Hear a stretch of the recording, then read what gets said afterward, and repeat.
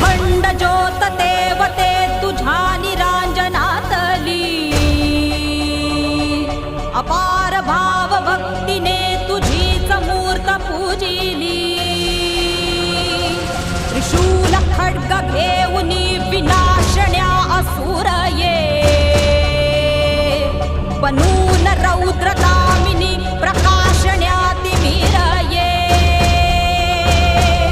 प्रतीक नारी शक्तीचे वैष्णवी महेश्वरी, तुझाच अंश राहू दे सदैव माझ्या अंतरी. आई अंबे आ